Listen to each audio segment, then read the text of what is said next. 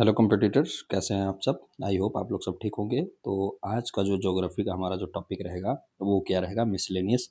आज आपका सबसे लास्ट टॉपिक है मिसलेनियस प्लस आपका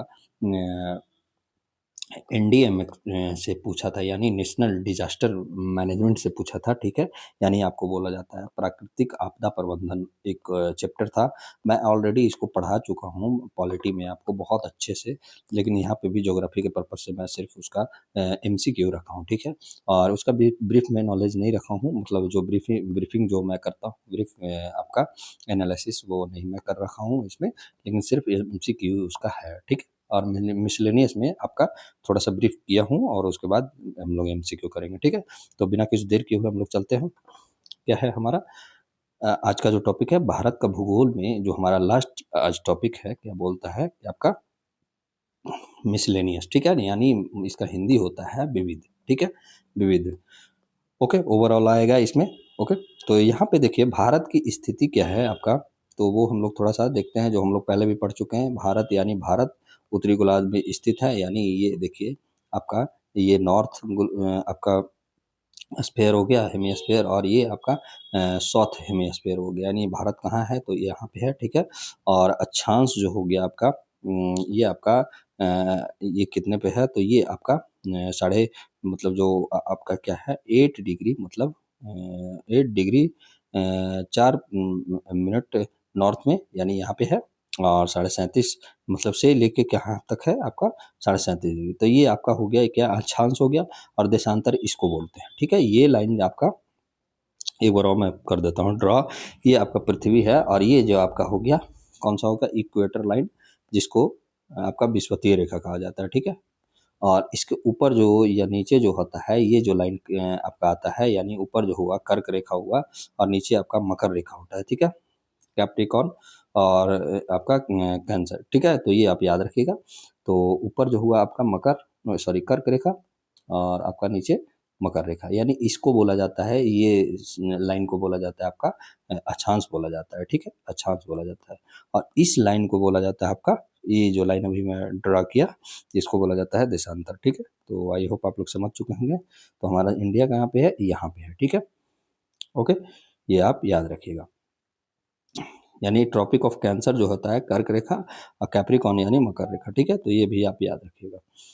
ये क्या है? कर्क रेखा ट्रॉपिक ऑफ कैंसर मतलब जो है लगभग बीच से गुजरती है, यानी कर्क रेखा जो है ना बीच से गुजरती है। मैं आपको बताया ना कि यहाँ पे है हमारा, तो ये बीच से गुजरती है, यानी 23.5 डिग्री पे ये आपका आपका ट्रॉपिक ऑफ कैंसर होता है। ठीक है, 23.5 डिग्री। तो हमारा कहाँ जा रहा है? ये बीच से लगभग बीच से है, क्योंकि इसके ऊपर आपका 14 डिग्री आपका ऊपर लैटिट्यूड पे जाएगा, तो ये आपका मतलब तक भारत की अवस्थिति है। ठीक है, तो ये आप समझ गए हो। ठीक है, भारत का जो क्षेत्रफल और सीमा है, कुल क्षेत्रफल कितना है? तो 32.8 लाख वर्ग किलोमीटर है, और विश्व में 7वां स्थान रखता है इंडिया। ठीक है, तो ये भी आप याद रखिएगा कि विश्व में से क्षेत्रफल की दृष्टि से 7वां सबसे बड़ा देश है। ठीक है, और पड़ोसी देश कौन-कौन है? तो पाकिस्तान हो गया, अफ़गानिस्तान हो गया, अफ़गानिस्तान इसमें पश्चिम में है। ठीक है, और चीन हो गया, नेपाल हो गया, भूटान आपका नॉर्थ में यानी उत्तर में है, बांग्लादेश हो गया, म्यांमार हो गया जो पूर्व में है। ठीक है, तो इस तरीके से आप याद रख सकते हैं। ओके, और थर्ड में है जी क्या बोला जा रहा है इसमें? भौतिक विभाजन क्या है? तो फिजियोग्राफिक डिवीजन जो है भारत के मुख्यतः 6 भागों में बाँटा गया है। ये मैं पहले भी पढ़ा चुका हूँ, ऑलरेडी मैं पहले पढ़ा चुका हूँ, लेकिन इसका ओवरऑल एक एमसीक्यू जो विविध माना जाता है वो मैं करवा रहा हूँ। ठीक है, हिमालय क्षेत्र जो हिमालय में है, उत्तरी मैदान जो गंगा ब्रह्मपुत्र क्षेत्र है। ठीक है, बहुत अच्छे से हम लोग पढ़ चुके हैं ये सब। आप में जो भी नए लर्नर हैं, तो प्लीज़ हमारा जो प्लेलिस्ट है ना आपका ज्योग्राफी का, तो प्लीज़ उसमें जाके आप सर्च करके आप हमारे जो वेब्स अकेडमी है, यानी variety exam patterns with strategy. ठीक है, variety of exam patterns with strategy है चैनल हमारा यूट्यूब, तो उसको आप सब्सक्राइब कर लीजिए प्लीज़। और 1000 सब्सक्राइबर का हमारा लक्ष्य है छोटा सा। तो जो भी ये 1000 जो सब्सक्राइबर होंगे ना पहले, उनको क्या दिया जाएगा? देखिए हमारा स्टार्टिंग में ऐसा है कि हम लोग तो पहले क्या है कि आपको 4 कोर्स हमारा ऐप पे लॉन्च होगा। ठीक है, 4 कोर्स आपका लॉन्च होगा ऐप पे। ओके, ये बात आप याद रखिएगा। पहला जो कोर्स होगा आपका 14वीं जो जेपीएससी आने वाली है आपका मेंस का, उसका होगा, ठीक है। अगर इसका डेट प्री का बढ़ता है तो ये आपका प्री भी इसमें करवाया जाएगा, ठीक है। और दूसरा क्या है, आपका जो 72वीं बीपीएससी है, ठीक है, 72वीं बीपीएससी, उनके लिए भी कोर्स आएगा, ये फाउंडेशन कोर्स आएगा। थर्ड जो है आपका यूपीएससी, यूपीएससी सीएससी, ठीक है, सीएसई, ये आपका 2026 सॉरी 2027 और 2028 के लिए ये फाउंडेशन बैच आएगा, ठीक है। और फोर्थ जो होगा ना, ये आपकी मांग पे होगा, यानी आपकी क्या डिमांड रहता है, ठीक है। यानी फोर्थ जो मैं लिख देता हूँ, मांग आपकी क्या है उस पर डिपेंड करेगा। जो सबसे ज़्यादा जिस चीज़ का मांग रहेगा आप लोग के द्वारा, वो आपका रखा जाएगा। और इन फोर्स जो चारों कोर्स है उसमें आपको वैप्स एकेडमी अगर आप सब्सक्राइब कर चुके हो आपका यूट्यूब चैनल को, तो आपको उसमें रियायत दिया जाएगा, ठीक है, यानी गिफ्ट दिया जाएगा।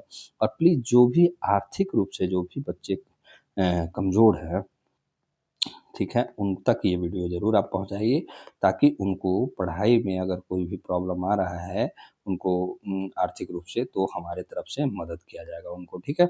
ये सब कोर्स आपको उनको उनके लिए बहुत बेनिफिट होगा, ठीक है, और आपके लिए भी होगा, आप भी पढ़िए, ठीक है। आप लोग जो भी जुड़ेंगे, जो भी अपने माँ भाई बहन जो भी है, आपके सहपाठी हैं, आपके दोस्त हैं, रिश्तेदार हैं, उन सबको भी बोलिए, ठीक है, वेबसाइट एडमिन से जुड़ने के लिए, ताकि आपको आप यहाँ से आप अपने एग्ज़ाम को अच्छी दिशा दे सकते हैं। और हमारा जो पहला 1000 सब्सक्राइबर होगा, वो अब मैं आपको बताया ही कि आपके लिए क्या होगा, ये रियायत दिया जाएगा जो भी 4 फाउंडेशन कोर्स आएंगे उनमें, ओके।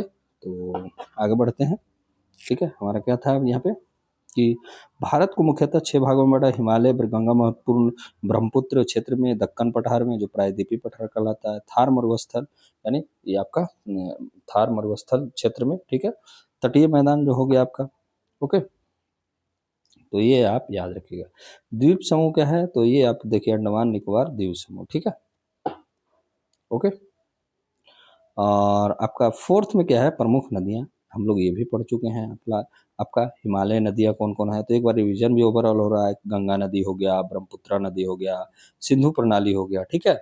और प्रायद्वीपीय नदियाँ जैसे हो गया, गोदावरी हो गया, कृष्णा हो गया, कावेरी हो गया, नर्मदा हो गया, ताप्ती हो गया, ठीक है। देखिए क्या है ना, हिमालय नदियाँ जो होती है पेरिनिलियर होती है, जबकि प्रायद्वीपीय नदियाँ सीजनल होती है। इसका मतलब क्या होता है कि आपका मतलब क्या होता है ना कि वर्ष भर इसमें पानी रहता है, ठीक है, ओके। और ये मौसम के अनुसार इस पे जब भी मौसम मतलब बारिश का मौसम आता है तभी इस नदियों में पानी आती है, ठीक है। तो ये भी आप याद रखिएगा।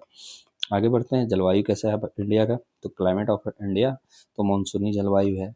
मुख्य ऋतुआं कौन कौन है, तो देखिए शीत ऋतु से दिसंबर फरवरी तक जिसको बोला जाता है वो शीत ऋतु, यानी अभी तक जो चल रहा है हमारा शीत ऋतु ही चल रहा है, ठीक है। अभी फरवरी खत्म नहीं हुआ है, ठीक है, अभी खत्म नहीं हुई है, ओके। आपका ग्रीष्म ऋतु जो चलेगा आपका मार्च से मई तक, ठीक है, ओके। और वर्षा ऋतु जो चलेगी आपके जून से सितंबर तक, और शरद ऋतु जो चलेगा अक्टूबर से नवंबर तक। तो ये ऋतु भी पूछ लिया जाता है कहीं कहीं एग्जामों में। तो प्लीज़ आप लोग जो भी हैं लर्नर, प्लीज़ आप लोग ये भी आप लोग नोट डाउन करते चलिएगा। बहुत अच्छे से आपका शॉर्ट नोट्स यहाँ से तैयार हो सकता है, जो आपको ओवरऑल अगर कभी हो ना कि अगर आप बहुत अच्छे से अगर पढ़ चुके हैं, तो अगर शॉर्ट नोट्स कैसे बनाया जाता है, तो इस तरीके से भी आप शॉर्ट नोट्स बना के रख सकते हैं बहुत कम मामलों में, और आपको बहुत अच्छे से आ जाएगा, ठीक है। दक्षिणी पश्चिमी मानसून जो होता है सबसे महत्वपूर्ण होता है भारत के लिए, तो ये भी आप याद रखिएगा। और यहाँ का जो सॉइल ऑफ इंडिया जो है, यानी मृदा जो है, मुख्य इसका प्रकार जो है जलोढ़ मिट्टी यानी एलुवियल सॉइल जिसको बोला जाता है, सबसे उपजाऊ होता है, ये गंगा मैदानी क्षेत्र में है, ठीक है। काली मिट्टी जिसको ब्लैक सॉइल कहा जाता है, जो कपास के लिए है, ठीक है। स्वतः जोती हुई जुताई मृदा भी कहा जाता है। लाल मिट्टी हो गया, लेटेराइट मिट्टी हो गया, मरुस्थलीय मिट्टी हो गया, ये मैं बहुत अच्छे से आपको पहले भी करवा चुका हूँ, ठीक है, ओके। यहाँ पे है आपका क्या है कि सातवां जो है प्राकृतिक वनस्पति यानी नेचुरल वेजिटेशन, उष्णकटिबंधीय वर्षा वन होता है, पर्णपाती वन होता है, कांटेदार वन होता है, और पर्वतीय वन, ये सारे वन पाए जाते हैं, ठीक है। और कृषि कैसा है तो यहाँ का एग्रीकल्चर भी थोड़ा सा देख लेते हैं। तो प्रमुख फसलें होता है खरीफ में जो होता है, देखिए ये आप ध्यान दीजिएगा, खरीफ फसल कौन कौन हुआ, धान और मक्का, ठीक है। रबी फसल कौन हुआ, गेहूं और चना, ठीक है। तो ये आप याद रखिएगा। भारत कैसा देश है तो एक कृषि प्रधान देश है, ठीक है। और खनिज थोड़ा सा हम लोग देख लेते हैं। तो खनिज देख लेते हैं, खनिज संसाधन यानी मिनरल रिसोर्स, कोयला झारखंड और उड़ीसा में सबसे ज़्यादा, लॉयस्क उड़ीसा और छत्तीसगढ़ में पाया जाता है, पेट्रोलियम असम और मुंबई हाई में पाया जाता है, ठीक है। कुछ थोड़ा सा महत्वपूर्ण तथ्य भी है, फैक्ट है, ये आप हमेशा याद रखिएगा।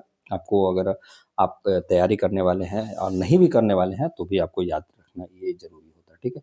भारत की तटीय रेखा कितना है, 16 किलोमीटर, ठीक है, 7516 किलोमीटर। सबसे लंबी नदी गंगा नदी है, सबसे ऊंची चोटी जो है कंचनजंगा है, सबसे बड़ा राज्य जो है क्षेत्रफल की दृष्टि से राजस्थान है, और वही पॉपुलेशन की दृष्टि से आपका यूपी हो जाएगा, ठीक है। तो ये बात आप याद रखिएगा। चलते हैं, और सबसे छोटा राज्य जो है आपका गोवा है, ये भी याद है। सेकंड छोटा राज्य आपका कौन सा है तो मिजोरम है, ये भी आप याद रखिएगा। इस तरीके से क्वेश्चंस आपका पूछ सकता है। Second smallest state Mizoram, second smallest state is कौन आपका, हुज स्टेट तो Mizoram, okay. And smallest state तो गोवा, ठीक है, ओके। अब यहाँ से जो हमारा है प्रश्न आपका स्टार्ट हो गया, ठीक है। और आज ये जो है आपका आज लास्ट भारत का भूगोल जो इंडियन ज्योग्राफी है, ये आपका लास्ट है क्लास आज का। मैं आपको मैं बताता हूँ, या आपको 1 मिनट मैं बता रहा हूँ कुछ चीज़ें, देखिएगा। देखिए आप यहाँ पे मैं इसलिए बता रहा हूँ आपको, देखिए क्या है, आपको ज्योग्राफी ऑफ इंडिया जो है ना, इंडिया का ज्योग्राफी है वो उससे कितना है आपका। देखिए जनरल ज्योग्राफी जो होना चाहिए 3 क्वेश्चंस आपके हैं, ठीक है। और देखिए फिजिकल ज्योग्राफी ये आपका जेपीएससी के बारे में बता रहा हूँ, ठीक है। ये जेपीएससी का स्पेशल मैं बता रहा हूँ, ठीक है। और फिजिकल ज्योग्राफी 3 क्वेश्चन जो आएगा, अभी मैं फिजिकल कराऊंगा, ठीक है। आपका जनरल ज्योग्राफी में आपका मैं करवा चुका हूँ, ठीक है। जो और इसमें साथ साथ में आपका इकोनॉमिकल ज्योग्राफी है और सोशल डेमोग्राफिक ज्योग्राफी, ये मैं 2 क्वेश्चंस आपका पहले ही करवा चुका हूँ जो भी आया है। और इकोनॉमिकल ज्योग्राफी भी मैं करवा चुका हूँ, यानी जो भारत का भूगोल है ना उसमें ओवरऑल ये 3 कंप्लीट है। यानी आपका कितना क्वेश्चंस हो गया, 2 क्वेश्चन, दो, 2+2, ओके, +3, यानी आपका 2, 2, 4 और 3 कितना हो जाता है आपका 7, =7। 7 क्वेश्चंस आपका यहाँ से मोस्टली आपको करवा चुका हूँ, देखिए। और आपको मैं बताता हूँ कि जो मॉडर्न इंडिया आपको करवा रहा हूँ वो आपका 5 क्वेश्चन यहाँ से आते हैं। देखिए मैं आपको करवाते जा रहा हूँ, मैं आपको बता दे रहा हूँ, इंडियन पॉलिटी एंड गवर्नेंस पूरे तरीके से आपको करवा दिया हूँ। देखिए कॉन्स्टिट्यूशन ऑफ इंडिया मैं पूरा करवा दिया हूँ, ये भी पवेड एंड गवर्नेंस ये भी मैं आपको साथ ही में करवा दिया हूँ, ठीक है। पूरे ये तरीके से पॉलिटी जो है आपका वो भी लक्ष्मीकांत का करवाया हूँ, ठीक है। पंचायत हो गया, म्यूनसिपैलिटीज हो गया, ये तो मैं बहुत अच्छे से करवाया हूँ। एक ही क्लास में है ये दोनों, प्लीज़ आप लोग जाकर कीजिएगा, 2 क्वेश्चन से यहाँ से उठेगा जो भी आप लोग हैं, ठीक है। और बाकी ये मतलब देख लीजिए 4+4+2 या 4, 4, 8, 2, 10 प्लस आपका 7 यानी 17 मार्क्स का क्वेश्चन मैं आपको करवा चुका हूँ, ठीक है। ये आप याद रखिएगा। और इसमें भी अभी जितना मैं करवाया हूँ ओवरऑल 2 क्वेश्चन आएगा ही आएगा, यानी आपका 19 क्वेश्चंस तो मैं इतने जल्दी में आपको करवा चुका हूँ, ठीक है। तो ये आप मोस्टली इम्पॉर्टेंट है कि 12 क्वेश्चंस आपको लाने के लिए, आपको 10 क्वेश्चन करने के लिए पॉलिटी का मात्र 25 क्लास है, वो आप बहुत अच्छे से कर लीजिए। और इसका लगभग आपका 12 क्लास हुआ है, ये आप कर लीजिए, ठीक है, 7 मार्क्स के लिए। तो जो भी स्टूडेंट है यहाँ से आपका कहीं और से नहीं पूछेगा, ये मेरी आपसे विनती है, ठीक है, गारंटी है, ठीक है। मैं इसीलिए आपको बीच में रोक के ये मैं दिखा रहा था आपका सिलेबस, ठीक है, ओके। तो आप समझ चुके होंगे, तो इसलिए मैं आपको वहाँ पे समझाया, ओके, ठीक है। अब बढ़ते हैं हम लोग, मैं आपको बता दिया, ठीक है, रोक कर ही बता दिया क्योंकि मेरे पास अभी इंफ्रास्ट्रक्चर की कमी है, तो मैं कहीं ये करके मैं आपको करवाया था, ठीक है। आगे बढ़ते हैं, जब यहाँ से अब आगे बढ़ेंगे क्या होगा, ये हमारा अब यहाँ पे हमारा सेगमेंट जो मैं आपको बता दिया हूँ कि आपका पॉलिटी से आपका 10 क्वेश्चंस मैं करवा चुका हूँ। यार प्लीज़ आप लोग, आपसे रिक्वेस्ट है जो भी जेपीएससी वाले हैं, प्लीज़ आप लोग जाइए वहाँ और प्लेलिस्ट में आप लोग जल्दी से भी फोकस रहिए। और ऐसा नहीं है कि सिर्फ जेपीएससी का ही काम देगा, और प्लीज़ आप लोग कोई जो भी 72वें बीपीएससी है एडीओ को भी मैं ला के दिखाऊंगा कि कितने क्वेश्चंस आपको मैं करवा चुका हूँ। आप लोग एक बार भरोसा करके मेरे साथ दीजिए, ठीक है? ये आपको आपसे रिक्वेस्ट है और प्लीज़ आप लोग कीजिए, ठीक है? तो पहला क्वेश्चन आप लोग पर चलते हैं, क्या बोल रहा है कि निम्नलिखित कथनों पर विचार करें। पहला कथन है, क्या कि गंगा नदी की सभी प्रमुख सहायक नदियाँ बाएँ किनारे से मिलती है? क्या ये सभी की गंगा की नदी बाएँ किनारे से ही मिलेगी? ऐसा नहीं है, राइट बैंक भी है। जैसे आपका राइट बैंक यानी आपका दायाँ जो दायाँ किनारे जो है आपका ट्रिब्यूटरी यानी सहायक नदी, वो जैसे आपका सोन नदी तो दायां से ही मिलता है, ठीक है? तो ये भी आप याद रखिएगा, इसलिए ये ऑप्शन कथन मेरा एक गलत है। एक भी आपको अगर नदी का नाम याद रहेगा ना तो ये आप एलिमिनेट आराम से कर सकते हो। इस तरीके के क्वेश्चन पूछे जाते हैं, ठीक है? दूसरा क्या बोल रहा है आपका, क्या कह रहा है हमारा, कह रहा है आपका कि आपका दाएं किनारे की सहायक नदियां प्रायद्वीपीय पठार से आती है। तो क्या ऐसे आती है? तो ये आपका दाएं किनारे की सहायक नदियां जो है प्रायद्वीपीय पठार से आती है, ठीक है? तो ये आपका प्रायद्वीपीय क्षेत्र से आती है, ऐसा सही है। तो यानी आपका क्वेश्चन जो ऑप्शन हो जाता है ये आपका बी होता है, ठीक है? केवल दो। तो इस तरीके से मिसलेनियस क्वेश्चन पूछे जाते हैं। देखिए, मैं आपको अल नीनो ला नीनो बहुत अच्छे से समझाया हूँ, यहाँ पे मैं कुछ भी नहीं बताऊंगा ज़्यादा है, ओके? तो ये आप याद रखिएगा। क्या बोल रहा है कि निम्नलिखित में कौन सा कारक भारत में मानसून की अनियमितता के लिए जिम्मेदार है? तो पहला भी है एल नीनो से भी होता है, दूसरा आपका इंडियन ओशन डाइपोल्स भी है, थर्ड आपका हिमालय की ऊंचाई भी है और फोर्थ आपका जेट स्ट्रीम भी है। तो ये फोर्थ चारों जो है आपका, देखिए क्या होता है आपका अल नीनो से रेनफॉल जो होता है बारिश, मतलब जो है आपका वर्षा है वो डिस्टर्ब होता है, ठीक है? इंडियन ओशियन डाइपोल से क्या होता है आपका, तो इसमें मानसून का क्या है वेरिएबिलिटी आता है, यानी प्रकार बदल जाता है, ठीक है? जेट स्ट्रीम से क्या होता है आपका, जब ये जेट स्ट्रीम ये पवन का जो दिशा होता है यानी विंड डायरेक्शन को ही ये प्रभावित कर देता है। और हिमालय का जो हाइट हो गया ये आपको क्या करेगा, आपका जो भी प्रकार रहेगा ना वेरिएबल जो इसमें आएगा, वेरिएबलिटी आएगा, उसमें क्या होता है डायरेक्ट फैक्टर नहीं काम करता है। तो ये कहीं ना कहीं ये क्या है सारा जो है आपका ये क्या है मतलब सभी इसमें प्रभावित करने वाले हैं, ओके? तो इसलिए हमारा ऑप्शन क्या हो जाएगा आपका, सभी नहीं, हिमालय नहीं करता है, हिमालय से कोई ये नहीं है, हिमालय का कोई यहाँ पे ये नहीं है, ठीक है? इसमें डायरेक्ट फैक्टर नहीं काम करता है। ये पूछ रहा है कि कौन सा भारत में अनियमितता के लिए जिम्मेदार है, तो हिमालय की ऊंचाई है, इसमें कोई फर्क नहीं पड़ता है, ठीक है? तो ये गलत है, तो यानी ऑप्शन नंबर बी हो जाएगा, ठीक है? Option number B, okay? I think आप लोग समझ चुके होंगे। और अगर नहीं समझ में आता है या नहीं आया हो तो प्लीज़ आप लोग कमेंट करके ज़रूर बताइएगा, sir please explain second questions या क्वेश्चंस का नाम आप बताइएगा, ओके? तो ये मैं कर दूंगा। और हमारे टेलीग्राम से आप जुड़ जाइए, आपको डिस्क्रिप्शन बॉक्स में मैं हमेशा आपको लिंक दिया करता हूँ, ठीक है? तो वहाँ पे भी जुड़िए।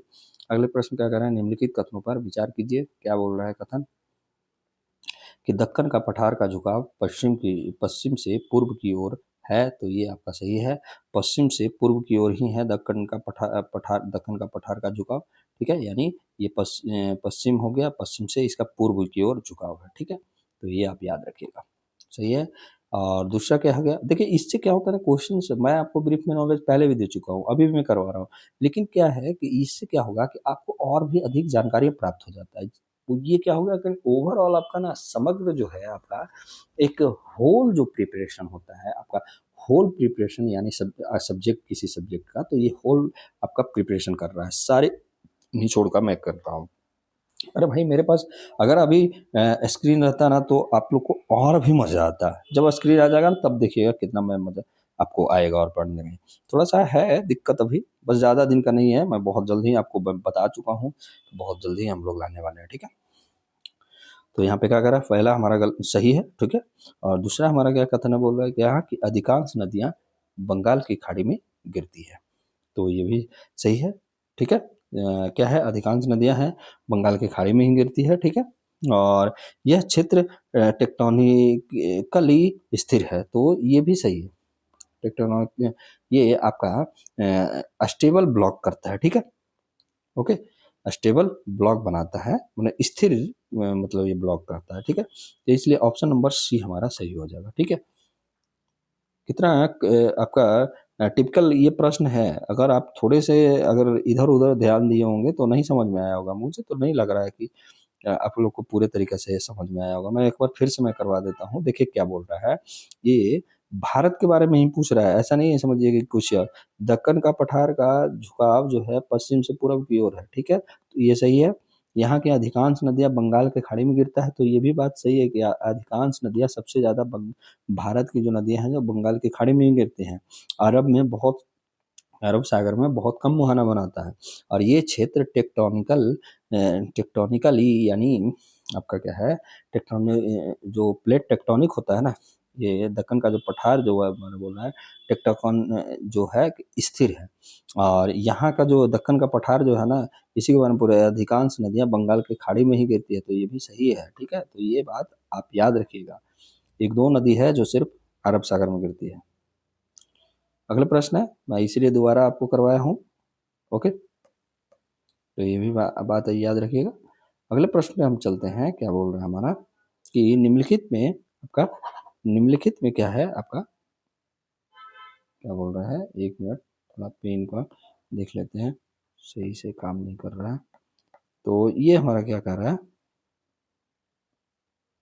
थोड़ा पेन प्रॉब्लम था। ओके, तो ये देखिए क्या है, ये बोल रहा है कि अगले प्रश्न पे चलते हैं। क्या कर रहा है हमारा, निम्नलिखित में कौन सी युग्म है जो सही युग्म है, तो ये हम लोग को बताना है। तो देखिए नदी और विशेषता, ठीक है? तो पहला जो नदी है ब्रह्मपुत्रा जो है, क्या एंटीसीडेंट ड्रेनेज है? तो ये क्या है, एंटीसीडेंट ड्रेनेज है, तो ये हाँ सही है, ठीक है?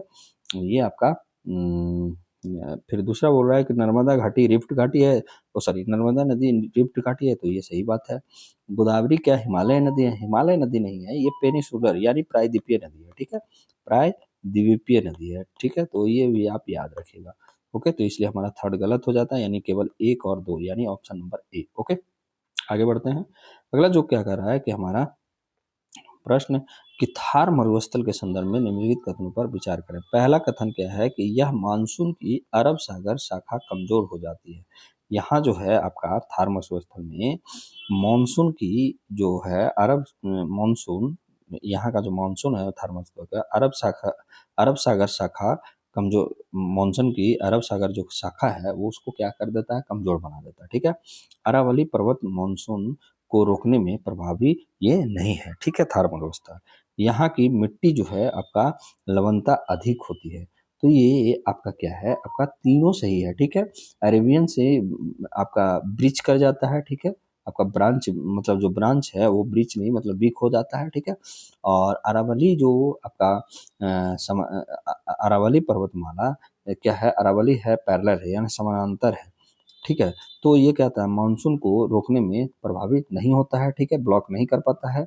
और यहाँ का जो मिट्टी है वो लवणता, मिट्टी में लवणता अधिक पाया जाता है, सॉइल में सैलिनिटी जो है अधिक है, ठीक है? तो ये पहला कथन भी सही है, दूसरा कथन भी सही है, और तीसरा कथन भी सही है, ठीक है जी? इसलिए हमारा ऑप्शन नंबर सी हो जाएगा, यानी एक दो तीन तीनों हो जाएगा। ओके, नेक्स्ट क्वेश्चन पे चलते हैं। क्या बोल रहा है हमारा, तो नेक्स्ट क्वेश्चन कह रहा है कि आपका कि निम्नलिखित कथनों पर विचार करें। पहला कथन कि पश्चिमी तटीय मैदान संकरा और खड़ी ढाल वाला है। क्या संकरा और खड़ी ढाल वाला है? तो ये सही है आपका पश्चिमी।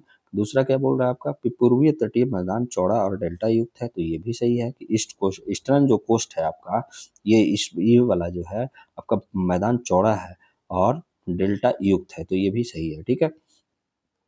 आपका पश्चिमी तट पर बड़ी नदियां डेल्टा बनाती है, नहीं पश्चिमी पर डेल्टा तो आपको बनाती ही नहीं है, ठीक है? यहाँ पे मुहाना एस्चुअरी बनाते हैं, ठीक है? डेल्टा नहीं एस्चुअरी बनाते हैं, ठीक है? तो इसलिए ये गलत है, डेल्टा नहीं बनाता है, तो इसलिए हमारा एक और दो हो जाएगा, यानी ऑप्शन नंबर ए हमारा सही हो जाएगा, ठीक है? तो एलिमिनेट करके भी आप निकाल सकते हैं अगर आपको नहीं पता है तो। ओके, और अगले प्रश्न पे है कि निम्नलिखित में कौन से कथन सही है? तो पहला कथन है कि भारत की सभी नदियां समुद्र में गिरती है, तो ऐसा ऐसा कहीं नहीं है कि सभी नदियां समुद्र में ही गिरेगी। आपका देखिए तापी नदी जो है आपका, ठीक है? तो ये समुद्र में नहीं गिरती है। कुछ नदियां आंतरिक अपवाह दिखाती है। क्या कुछ नदियां आपके आंतरिक अपवाह दिखाती है? तो यस, लूनी नदी हो गया, ठीक है?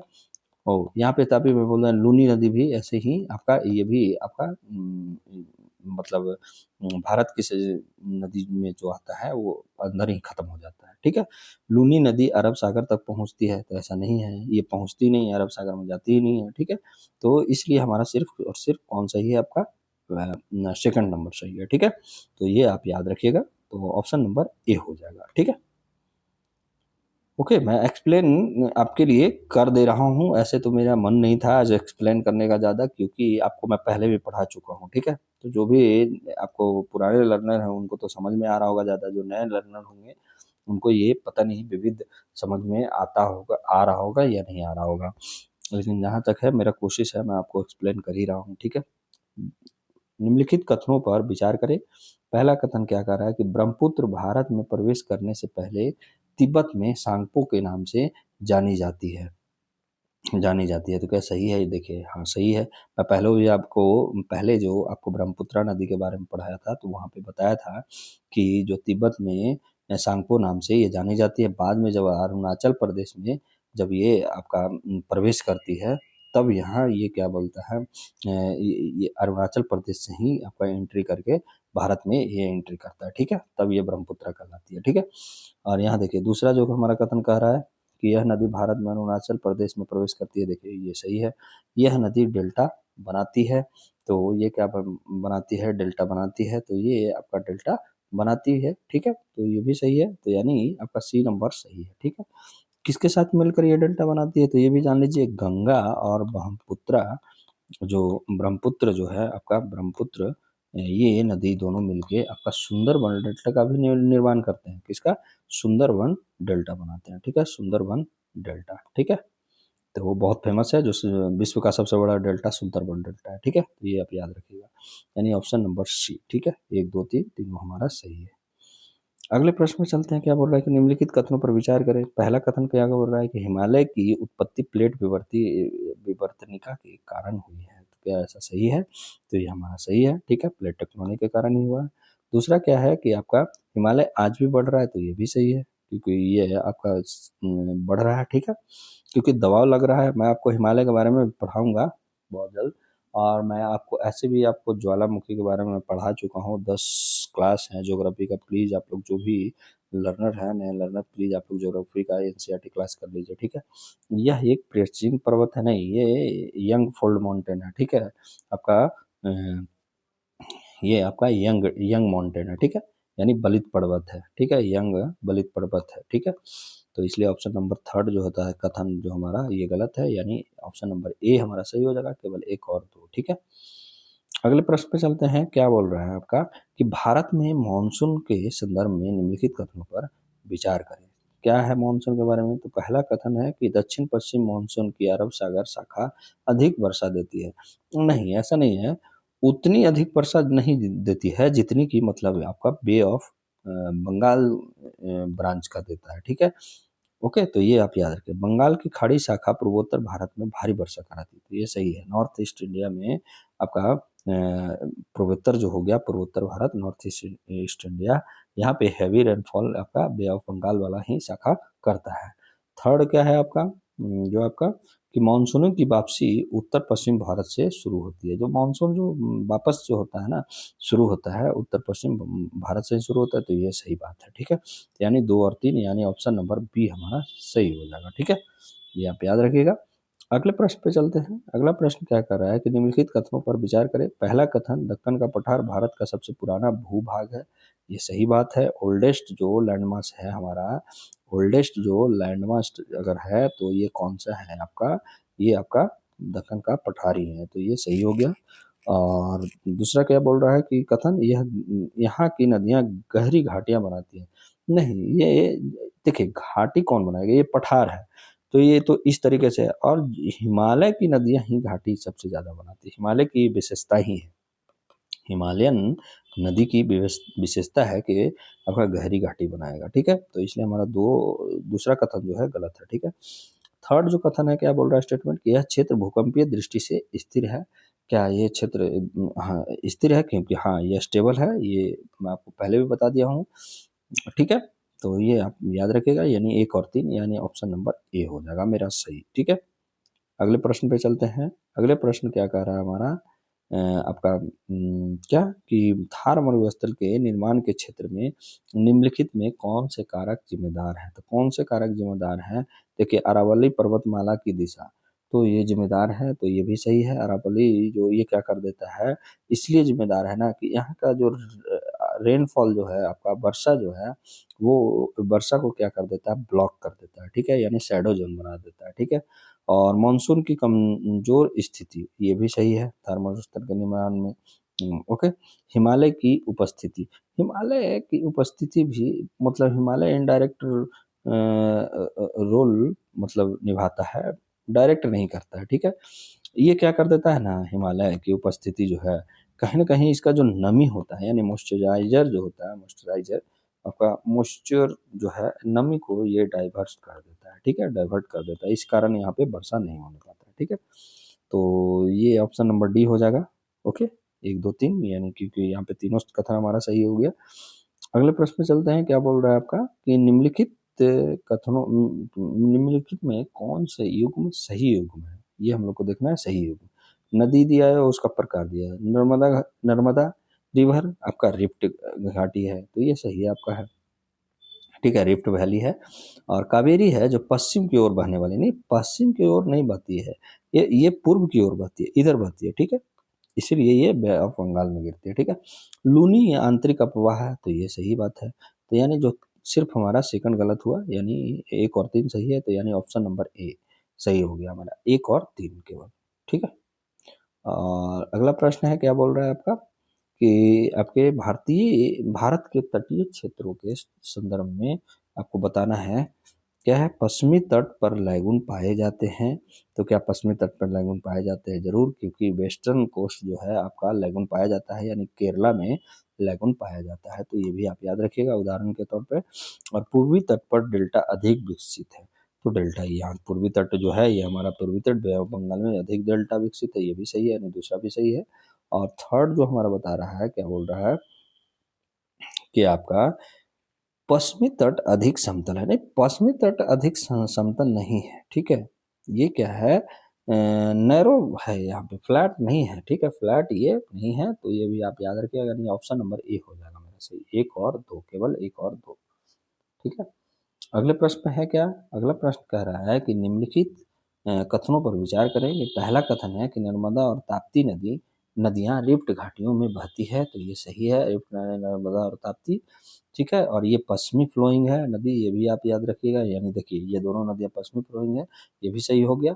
और ये नदियां डेल्टा बनाती है, डेल्टा नहीं बनाती है, ठीक है, एस्चुअरी बनाती है, यानी मुहाना बनाती है, ठीक है। तो ये आप याद रखिएगा। इस तरीके से ट्रैप करता है ये सब क्वेश्चन आपका, फॉलोइंग में भी मतलब कि बहाव में भी इसका किस तरह से बहती है, किधर मुहाना बनाती है कि डेल्टा बनाती है, तो इस तरीके से आपको फंसा सकती है, यानी ऑप्शन नंबर ए हमारा सही हो जाएगा, ठीक है।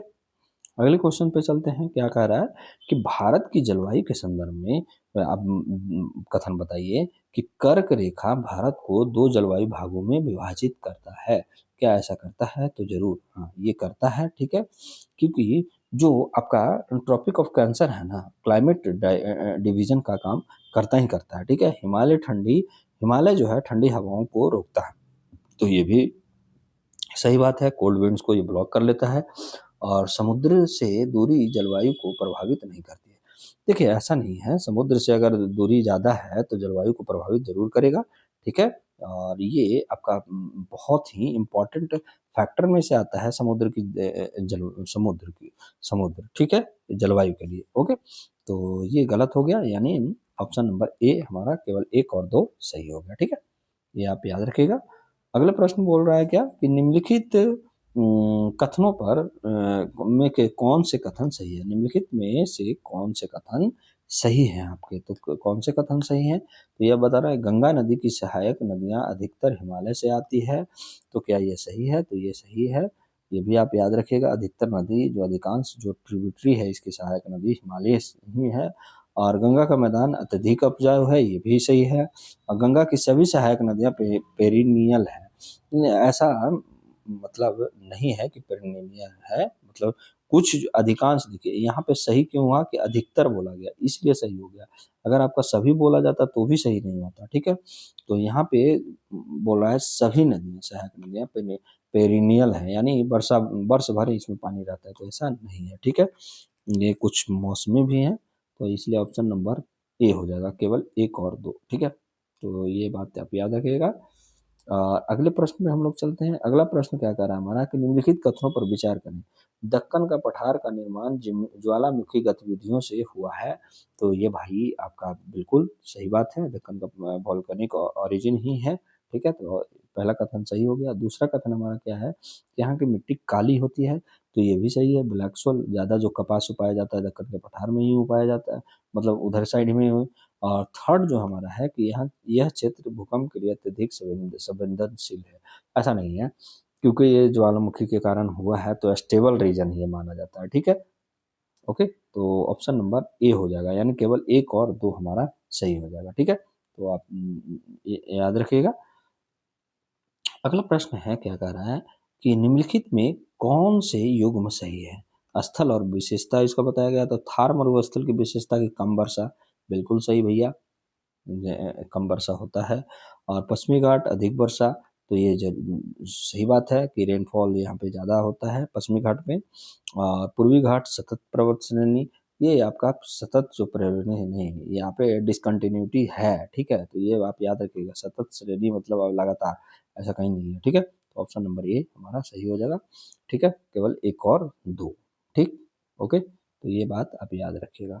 अगले प्रश्न में क्या कह रहा है कि भारत में नदियों के संदर्भ में क्या है बताइए। तो पहला कथन है कि हिमालय नदियां युवा अवस्था में है, तो ये सही है, ठीक है। यूथफुल स्टेज में ही है। प्रायद्वीपीय नदियां परिपक्व अवस्था में है, तो ये भी सही है, मैच्योर स्टेज में है प्रायद्वीपीय नदी, ठीक है। दूसरा भी हमारा सही हो गया। और थर्ड जो है कि हिमालय नदियां अधिक अपरदन करती है, तो हिमालय नदियां अधिक अपरदन करती ही करती है, इरोजन करती ही करती है, ठीक है। तो ये आप याद रखिएगा, यानी ऑप्शन नंबर डी है, एक दो तीन तीनों सही हमारा सही है, ठीक है। अगले प्रश्न क्या कह रहा है कि निम्नलिखित कथनों पर क्या है आपका विचार कीजिए, ठीक है। पहला कथन क्या कर रहा है, भारत के सभी द्वीप ज्वालामुखी उत्पत्ति के हैं, ऐसा कहाँ है। नहीं, सभी आइलैंड वोल्केनिक नहीं है, तो ये भी आप याद रखें। लक्षद्वीप द्वीप समूह परवाल से बना है, देखिए परवाल से बना हुआ है, ये सही है। और अंडमान निकोबार द्वीप समूह ज्वालामुखी है, तो ये वोल्केनिक ओरिजिन है। तो ये यहीं पे दोनों आंसर बता दिया गया है, ठीक है। तो यानी ऑप्शन नंबर 2 और 3, यानी ऑप्शन ए होगा सही हमारा, ठीक है। यानी ऑप्शन ए सही होगा, केवल 2 और 3 सही हो जाएगा, ठीक है। अब जो हमारा नेक्स्ट जो टॉपिक आएगा आपका नेचुरल डिजास्टर एंड मैनेजमेंट, जो मैं आपको पहले ही करवा चुका हूँ आपका पॉलिटी में, इसलिए मैं यहाँ पे ब्रीफ में नॉलेज नहीं दे रहा हूँ, इसका सीधे आपको क्वेश्चन आंसर करवा दे रहा हूँ, ठीक है। क्या बोल रहा है कि भारत में चक्रवात के संदर्भ में निम्नलिखित कथनों पर विचार करिए, ठीक है। तो देखिए, चक्रवात केवल बंगाल की खाड़ी में बनते हैं, अरब सागर में नहीं, ऐसा नहीं है। अरब सागर में भी चक्रवात बनते हैं। जैसे आपको एग्जाम्पल अगर दिया जाए तो ताउत जो था, ताउते जो चक्रवात था वो अरब सागर में ही बना था, तो ये भी बात आप याद रखिएगा, कहीं भी आपको डिकोड करने के लिए अगर एग्जाम्पल हो तो ताउते याद रखिएगा। दूसरा कथन बोल रहा है कि आपका चक्रवात के नामकरण की प्रक्रिया विश्व मौसम विज्ञान संगठन द्वारा संचालित होती है, तो डब्ल्यू मतलब एमओ जिसको बोला जाता है, वर्ल्ड मेट्रोलॉजिकल और आपका ऑर्गेनाइजेशन द्वारा नामकरण होता है, तो ये सही है, दूसरा हमारा सही हो गया कथन। और थर्ड कथन बोल रहा है कि हाल के वर्षों में अरब सागर में चक्रवातों की आवृत्ति में वृद्धि देखी गई है, तो ये भी सही बात है, ठीक है। तो 2 और 3 यानी ऑप्शन नंबर हमारा 2 और 3 यानी ए हो जाएगा, ठीक है। तो ये आप याद रखिएगा। आज का क्वेश्चन काफ़ी मुझे लग रहा है कि हार्ड होगा ये, ठीक है। ये आप लोग के लिए मतलब ये जो लास्ट क्लास है ना, बहुत हार्ड क्वेश्चन है, ठीक है। ये आपको यूपीएससी लेवल का क्वेश्चंस ही है, ठीक है। ये भी आप याद रखिएगा, बहुत हार्ड क्वेश्चंस आप आज लगा रहे हैं, ठीक है। अगले क्वेश्चन पे चलते हैं कि भूकंप के संदर्भ में निम्नलिखित कथनों पर विचार करें, क्या है। तो भारत का सबसे अधिक भूकंप संभावित क्षेत्र हिमालय है, क्या आपका हिमालय है, तो ये बात सही है, ठीक है। तो ऑप्शन नंबर ए सही हो गया, मतलब ऑप्शन कथन जो है हमारा एक सही हो गया। दूसरा जो है हमारा भारतीय मानक ब्यूरो जो है ने भारत को भूकंपीय जोन में विभाजित किया है, तो ये आपको सही बात है। भारत जो मानक ब्यूरो है भारत को भूकंपीय जोन में विभाजित किया, यानी ऑप्शन नंबर कथन स्टेटमेंट दूसरा भी हमारा सही है। थर्ड है कि दक्कन का पठार भूकंप मुक्त क्षेत्र है। तो भूकंप मुक्त जो क्षेत्र आपका दक्कन जो है स्टेबल है, लेकिन पूरी तरह से मुक्त नहीं इसको बोला जाता है, स्थिर बोला जा सकता है, यानी स्टेबल बोला जाता है, इसलिए ये गलत है। ये कंसेप्ट आपको क्लियर होना ही चाहिए, यानी ऑप्शन ए हमारा सही हो जाएगा, 1 और 2। ठीक है, अगले प्रश्न में चलते हैं। अगला प्रश्न बोल रहा है कि भारत में बाढ़ के कारणों के संदर्भ में निम्नलिखित कथनों पर विचार करें। ठीक है, उपरोक्त के कौन से बाढ़ के प्रमुख कारण माने जा सकते हैं, तो ये भी आप याद रखिएगा। पहला कारण जो है कि मानसूनी वर्षा की अनियमितता, सही है। दूसरा है नदी के प्राकृतिक मार्ग में बाधा, तो ये भी सही है। ठीक है, और थर्ड है आपका कि शहरीकरण और ड्रेनेज समस्या, तो ये भी सही है। ठीक है, तो ये आप याद रखिएगा। तो ऑप्शन नंबर डी, 1 2 3 तीनों से। ठीक है, अगले प्रश्न पे चलते हैं। अगले प्रश्न क्या कह रहा है कि राष्ट्रीय आपदा प्रबंधन प्राधिकरण के संदर्भ में बताइए। ठीक है, तो क्या है इसमें, क्या आपका बोला जा रहा है, तो बताइए क्या है कि यह आपदा प्रबंधन के लिए शीर्ष नीति निर्माण निकाय है, तो क्या ये सही है? सही है। दूसरा क्या है कि इसका अध्यक्ष भारत का राष्ट्रपति होता है? नहीं, ये पीएम होता है, प्राइम मिनिस्टर होते हैं। ठीक है, प्राइम मिनिस्टर, प्राइम मिनिस्टर अभी कौन है हमारे प्राइम मिनिस्टर? नरेंद्र मोदी जी, तो यही अध्यक्ष हैं। ठीक है, तो इसलिए हमारा दूसरा गलत हो गया। यह डिजास्टर मैनेजमेंट एक्ट 2005 के तहत स्थापित हुआ था, तो ये भी सही है। ठीक है, तो यानी आपका 1 और 3 ऑप्शन नंबर ए, ओके, सही हो जाएगा। अगले प्रश्न में चलते हैं। अगला प्रश्न कह रहा है कि सूखे के संदर्भ में आप बताइए कि क्या सही है। ठीक है, तो बताइए सही विकल्प। तो मेट्रोलॉजिकल ड्रॉट वर्षा की कमी से जुड़ा होता है। मेट्रोलॉजिकल जो ड्रॉट है वो आपका किससे है? आपका वर्षा की कमी से जुड़ा है, सही बात है। और एग्रीकल्चर ड्रॉट जो है फसल उत्पादन से संबंधित है, तो ये भी सही है। हाइड्रोलॉजिकल ड्रॉट भूजल और जलाशय से संबंधित है, तो ये भी सही है। यानी तीनों हमारा सही है, यानी 1 2 3, यानी ऑप्शन नंबर सी हमारा सही है। ठीक है, तो ये आप याद रखिएगा। और अगले प्रश्न है कि लैंडस्लाइड के संदर्भ में बात कीजिए। ठीक है, तो लैंडस्लाइड निम्न में से कौन सा कारक लैंडस्लाइड से को बढ़ाता है? तो कौन बढ़ाता है? तो वनों की कटाई भी बढ़ाता है, पहला सही है। तीव्र ढाल ये भी बढ़ाता है, और आपका भारी वर्षा भी, यानी तीनों हटा है। ठीक है, तो यानी ऑप्शन नंबर डी हमारा सही हो जाएगा। ओके, अगले प्रश्न पे चलते हैं। अगला प्रश्न क्या कह रहा है हमारा कि भारत में सुनामी के संदर्भ में विचार कीजिए, तो क्या है सही विकल्प? सुनिए, तो पहला विकल्प है कि सुनामी का मुख्य कारण समुद्र तल के नीचे भूकंप होता है। क्या आपका सुनामी का मुख्य कारण समुद्र तल के नीचे भूकंप होने का कारण होता है? तो ये बात सही है। और दूसरा है कि कथन कि 2004 की जो सुनामी का प्रभाव केवल भारत के पूर्वी तट तक सीमित रहा था, ऐसा नहीं है। देखिए क्वेश्चन थोड़ा-सा है ना कि ये थोड़ा-सा बहुत ज़्यादा मॉडरेट करके बनाया गया है। ठीक है, तो ये श्रीलंका, कुछ चीज़ें हैं कि आप लोग को जो फेमस है वो याद रहे। श्रीलंका और इंडोनेशिया सहित कई देशों को प्रभावित किया था। ठीक है, ये आपको क्वेश्चन हो सकता है कि ना बन पाए, लेकिन एनिमेट करके आप बना सकते थे। ठीक है, भारत में सुनामी चेतावनी प्रणाली इनक्वाइस द्वारा संचालित होता है। जो ये इसका कहाँ मुख्यालय है? ये कहाँ है? तो हैदराबाद में है इनक्वाइस। ठीक है, हैदराबाद। मैं ये बता चुका हूँ, पहले भी मैं पढ़ा चुका हूँ, इसलिए मैं नहीं बता रहा हूँ। ठीक है, आपका ज्योग्राफी में ही बताया हूँ। ठीक है, तो 1 और 3 किसमें है? तो ऑप्शन नंबर ए। ओके, तो ये बात आप याद रखिएगा। अगले प्रश्न है, क्या बोल रहा है कि हीट वेव्स जो है ना के संदर्भ में बताइए। ठीक है, कि भारत में हीट वेव की घोषणा भारत मौसम विज्ञान विभाग द्वारा की जाती है, तो ये भी सही है। ठीक है, पहला कथन सही है। हीट वेव केवल रेगिस्तान क्षेत्रों में ही होती है, ऐसा नहीं है। ठीक है, क्योंकि उत्तर भारत में भी होता है और मध्य भारत में भी होता है। जैसे आपका दिल्ली में भी हीट वेव आता है। ठीक है, तो ये अब याद रखिएगा। शहरी क्षेत्रों में urban urban heat island effect heat wave को बढ़ावा देता है, तो ये बात सही है। ओके, तो 1 3 यानी ऑप्शन नंबर ए हमारा सही हो जाएगा। ठीक है, आगे बढ़ते हैं। क्लाउड बर्स्ट बर्स्ट के संदर्भ में बात करते हैं। ठीक है, तो यहाँ पे कौन सा सही है? तो यह अत्यधिक तीव्र वर्षा की घटना है, बिल्कुल सही है। सडनली मतलब अचानक इतना वर्षा आ जाएगा ना, इसी को बोला जाता है क्लाउड बर्स्ट। ठीक है, तो ये सही बात है, अत्यधिक तीव्र वर्षा की घटना है। और यह मुख्यतः जो है हिमालय क्षेत्रों में अधिक होती है, तो ये भी आपका सही है। ठीक है, उत्तराखंड में और हिमाचल प्रदेश में ज़्यादा होती है। यह चक्रवात से जुड़ी घटना है, तो नहीं, साइक्लोन का इसमें कोई ये नहीं है, इसलिए ऑप्शन नंबर ए हमारा सही हो जाएगा, केवल 1 और 2। ठीक है। अगला प्रश्न है कि फॉरेस्ट फायर के संदर्भ में क्या है बात करना है। ठीक है, तो इसमें देखिए, यह प्राकृतिक और मानव जनित दोनों कारणों से होती है, तो बिल्कुल सही है।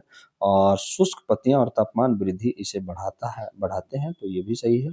और भारत में इसका कोई प्रभाव नहीं होता है, ऐसा नहीं है, भारत में इसका प्रभाव होता है। जैसे आपका उत्तराखंड हो गया, एमपी हो गया, उड़ीसा में बहुत बड़ा बड़ा प्रभाव होता है फॉरेस्ट फायर से। ठीक है, तो ऑप्शन नंबर ए हो जाएगा। ठीक है, अगला प्रश्न पे चलते हैं, जो हमारा आज का सेकंड लास्ट क्वेश्चन है कि डिजास्टर रिस्क रिडक्शन, ये मैं बहुत अच्छे से पढ़ाया हूँ। ठीक है, तो इसमें क्या बात कर रहा है, के संदर्भ में बात करने बताइए कि इसका उद्देश्य आपदा के प्रभाव को कम करना है। क्या कम करना है, तो ये सही बात है। और इसमें प्रिपेयर्डनेस, मिटिगेशन और रिस्पॉन्स शामिल होता है, तो ये भी सही बात है।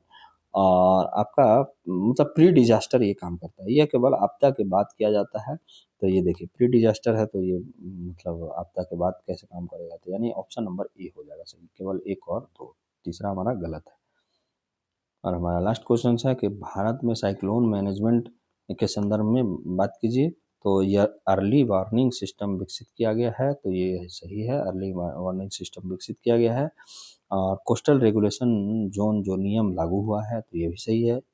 इवैक्यूएशन प्लानिंग डिजास्टर मैनेजमेंट का हिस्सा है, तो ये भी सही है। तो यानी ऑप्शन नंबर जो सी है, 1 2 3 दोनों हमारा सही है। ठीक है, ओके, तो आज का सेशन जो है आपका पूरी तरीका से इंडियन ज्योग्राफी हमारा समाप्त हो गया। अब कल से जो आएगा आपका फिजिकल ज्योग्राफी आएगा। ठीक है, तो मैं आपको 7th क्वेश्चन आपको करवा चुका हूँ, पहले से पॉलिटी आपको 10 क्वेश्चन करवा चुका हूँ, और लगभग आपका 2 या 3 क्वेश्चन आपका मॉडर्न इंडिया में भी करवा चुका हूँ। ठीक है, तो इससे ज़्यादा बाहर आपको कुछ पूछ ही नहीं सकता है, ये मेरी गारंटी है। ठीक है, तो प्लीज़ आप लोग जेपीएससी वाले ध्यान दीजिएगा, और बीपीएससी वाले भी। ठीक है, ये सभी के लिए है। और कमेंट बॉक्स में ज़रूर हमें बताइएगा कि आपको क्लास कैसा लगता है। ये तो मैं आपका आज जेपीएससी को ही ला के दिखाया हूँ, अगले नेक्स्ट टाइम कभी मैं बीपीएससी को ला के दिखाऊंगा, एडीओ को ला के दिखाऊंगा, यूपीएससी तक के ला के दिखाऊंगा। ओके, तो ज़रूर कमेंट बॉक्स में ज़रूर कमेंट कीजिएगा, और एक लाइक तो बनता है यार, लाइक ज़रूर कीजिएगा। और जो भी नए लर्नर प्लीज़ सब्सक्राइब करके जाइएगा। ठीक है, आज के लिए बस इतना ही। जय हिंद, जय भारत। ओके।